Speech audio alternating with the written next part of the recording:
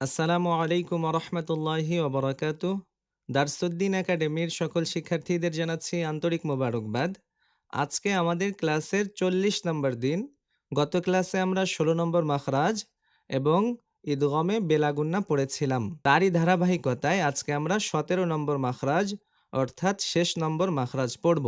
তাহলে স্ক্রিনে লক্ষ্য করি ১৭ নম্বর মাখরাজ, নাকের বাসি হতে গুন্না উচ্চারিত হয়। নাকের বাসি হইতে গুন্না উচ্চারিত হয়, এতটুকুই।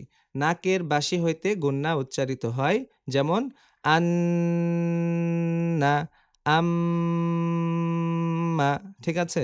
নাকের বাসি হইতে গুন্না উচ্চারিত হয়, নাকের বাসি হইতে গুন্না উচ্চারিত হয়। তো আশা করছি এই মাখরাজটা আর আমার বারবার বলে আপনাদের মুখস্থ করাই দিতে হবে না।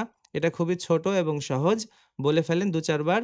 নাকের বাসি হইতে গুন্না উচ্চারিত হয়, নাকের বাসি হইতে গুন্না উচ্চারিত হয়। ১৭ নম্বর মাখরাজ, নাকের বাসি হইতে গুন্না উচ্চারিত হয়। আশা করি এটা হয়ে গেছে। তারপরেও যদি কারো না হয়ে থাকে তাহলে ভিডিও বন্ধ করে নিজে, নিজে ২-৪ বার পড়লে মুখস্থ হয়ে যাবে ইনশাআল্লাহ তাআলা। এখন আমরা নিয়মতান্ত্রিক পড়ায় ফিরে যাচ্ছি। গত ক্লাসে আমরা ইদগমে বেলা গুন্না পড়েছিলাম, অর্থাৎ গুন্না ছাড়া মিলিয়ে পড়া, এটা শিখেছিলাম।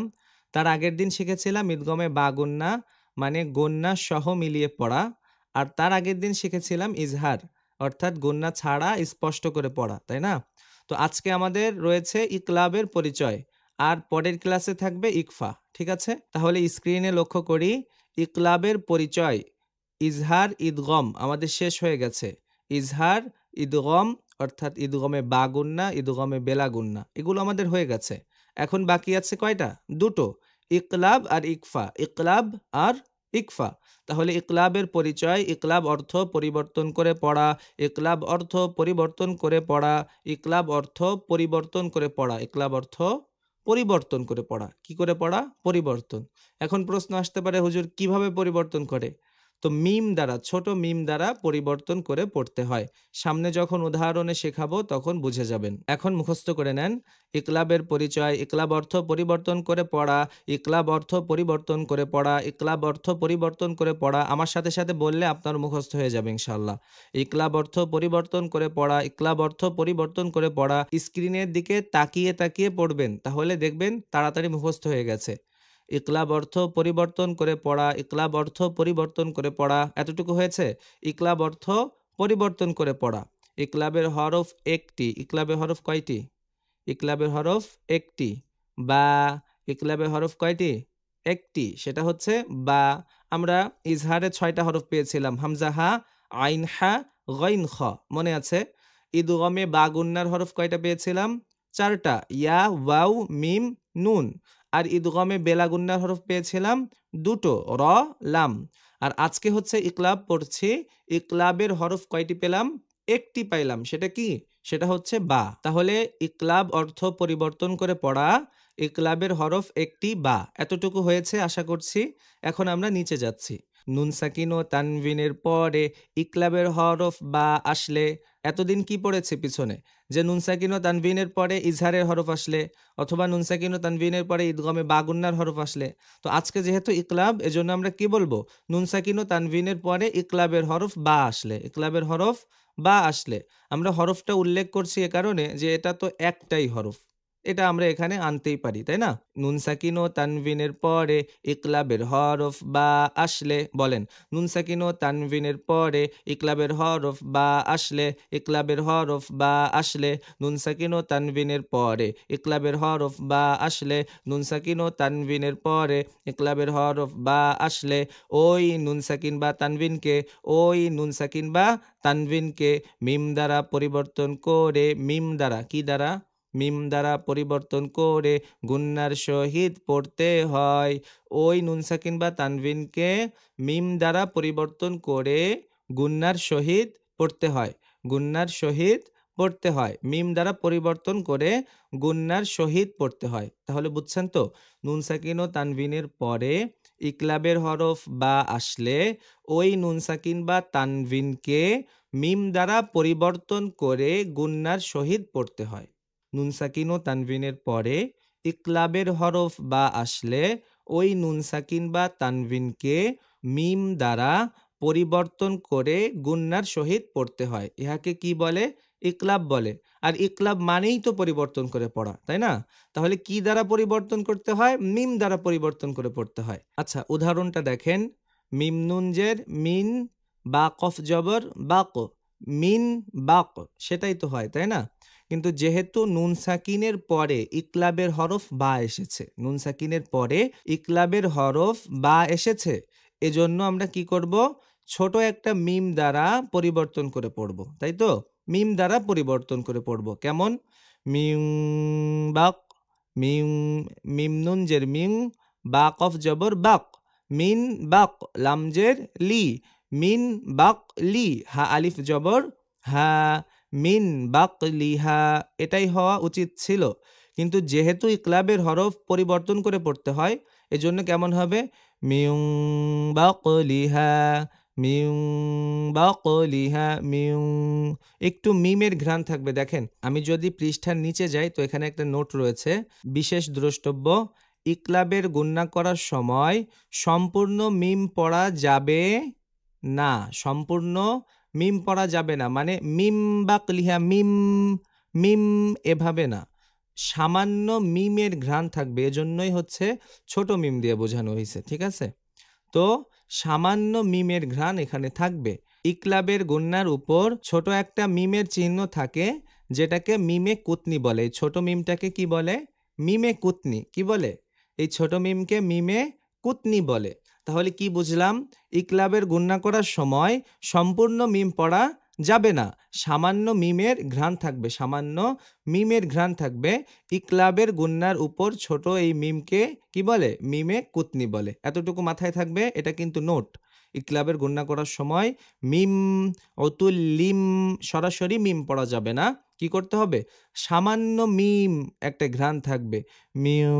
فبأي حديث بعده يؤمنون حديث بعد حديث بعد حديث بعد حديث بعده يؤمنون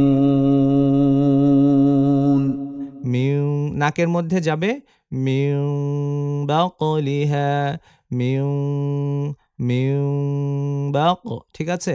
আমি আরো ডিটেলে বোঝাবো সামনে, লক্ষ্য করুন। নুন সাকিন ও তানভিনের পরে ইকলাবের হরফ বা আসলে ওই নুন সাকিন বা তানভিনকে মিম দ্বারা পরিবর্তন করে গুন্নার সহিত পড়তে হয়। এতটুকু কি মুখস্থ হয়েছে?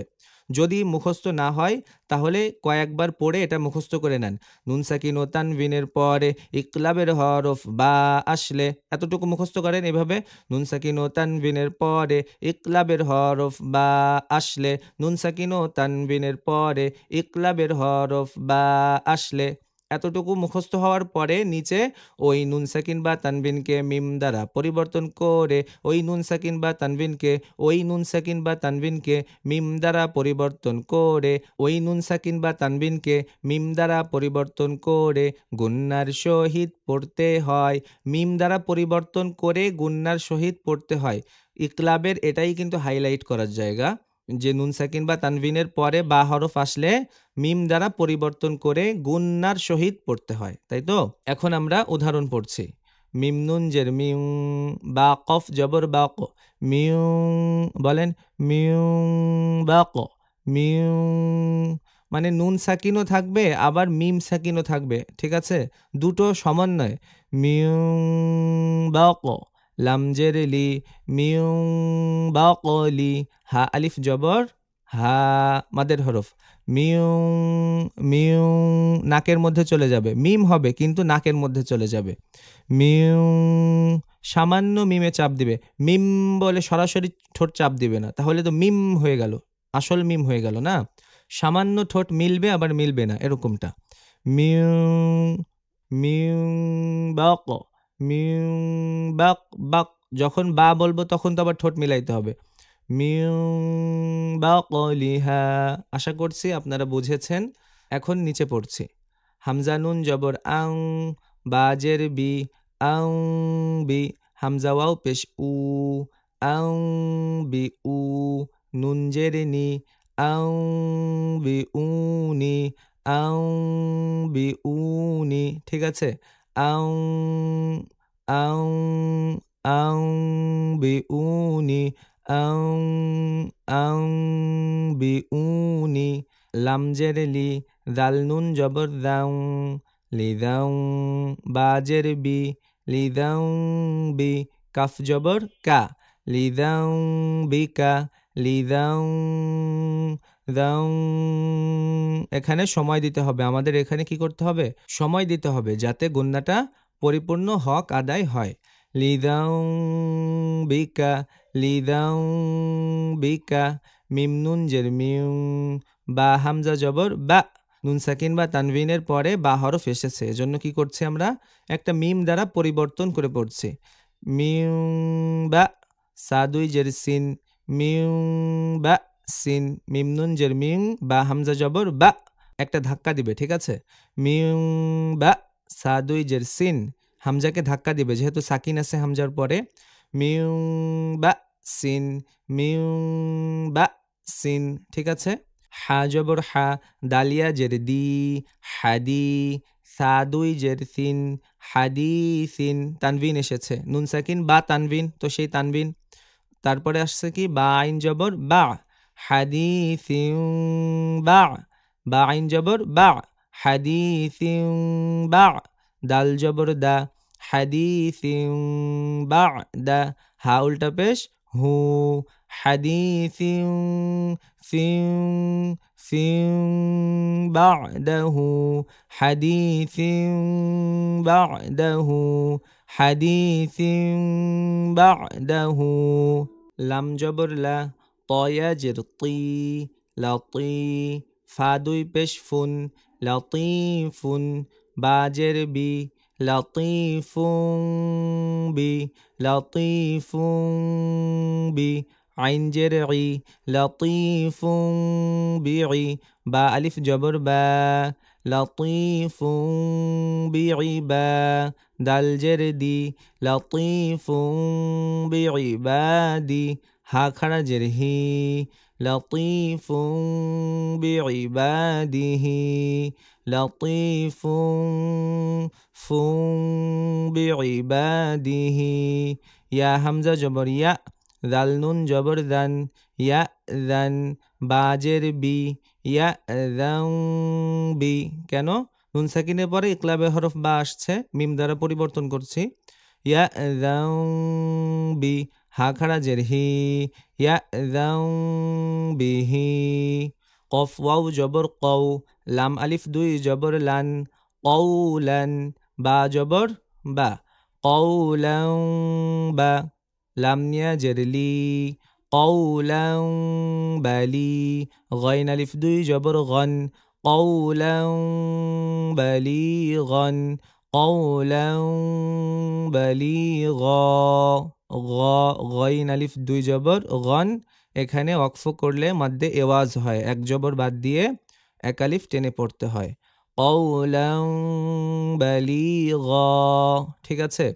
হালাম জের হিল, লাম দুই পেশ লুন, হিল্লুন। বা জের বি, হিল্লুন বি, হিল্লুন বি। হা আলিফ জবর হা, হিল্লুন বিহা। দাল আলিফ জবর দা, হিল্লুন বিহাদা, হিল্লুন বিহাদা। কাফ জের কি, র আলিফ জবর র, কি র। মিম দুই জের মিন, কি র মিন। বা জবর বা, কি র মিন বা। র জবর র, কি র মিন বা র। র জবর র, কি র মিন বা র র। তা দুই জের তিন, কি র মিন বা র র তিন, বা র র তিন। দুইটা র আছে, ঠিক আছে? কিরামিন বারারাতিন, কিরামিন মিন বারারাতিন। খ জবর খ, বায়া জের বি, খবি। র আলিফ দুই জবর রন, খবিরন। বা জবর বা, খবিরন বা সাদিয়া জেরসি খবিরং বাসি র আলিফ দুই জবর রন খবিরং বাসির বলেন খবিরং আমার সাথে বলেন খবিরং বাসির ঠিক আছে আইন পেশ উ তালাম পেশ তুল উতুল উ উ উতুল লাম দুই জেরলিন উতুল্লিন বা আইন জবর বা উতুল্লিন বা দাল জবর দা উতুল্লিন বা দা উতুল্লিন বা দা উতুল্লিন বা দা দাল জবর দা খ জবর খ দা খ লাম আলিফ দুই জবর লান দা খ লান বা ইয়া জবর বাই দা খ লাং বাই দা খ লাং বাই নুন জবর না দা খ লাং বাই না কাফ মিম পেশ কুম দা খ লাং বাই না কুম দা খ লাং বাই না কুম দা খ লাং লাং গুন্না হবে কিন্তু নাকের মধ্যে দা খ লাং বাই না কুম দা খ লাং বাই না কুম জি তাহলে আজকে আমরা শিখলাম 17 নম্বর মাখরাজ আজকে আমরা মাখরাজ শেষ করলাম পাশাপাশি শিখলাম হচ্ছে নুন সাকিনের ইকলাব ইকলাব মানে পরিবর্তন করে পড়া মিম দ্বারা পরিবর্তন করে পড়া ইকলাবের হরফ একটি সেটা হচ্ছে বা নুন সাকিন বা তানবিনের পরে বা আসলে মিম দ্বারা পরিবর্তন করে পড়তে হয় তো এখানে বিশেষ দ্রষ্টব্যর দিকেও খেয়াল রাখতে হবে যে ইকলাবের গুণনা করার সময় আমরা কি করব না সরাসরি মিম পড়ব না তবে সামান্য মিম থাকবে ঠিক আছে দাও আং জি এটাই আমরা শিখেছি ক্লাসে পড়াটা ভালোভাবে দেখবেন এবং চেষ্টা করবেন ওস্তাদজিদের কাছে পড়াটা সুন্দরভাবে উপস্থাপন করবেন আজকের ক্লাস এ পর্যন্তই ছিল সকলে ভালো থাকুন সুস্থ থাকুন আল্লাহর কাছে দোয়াই করছি আসসালামু আলাইকুম ওয়া রাহমাতুল্লাহি ওয়া বারাকাতুহু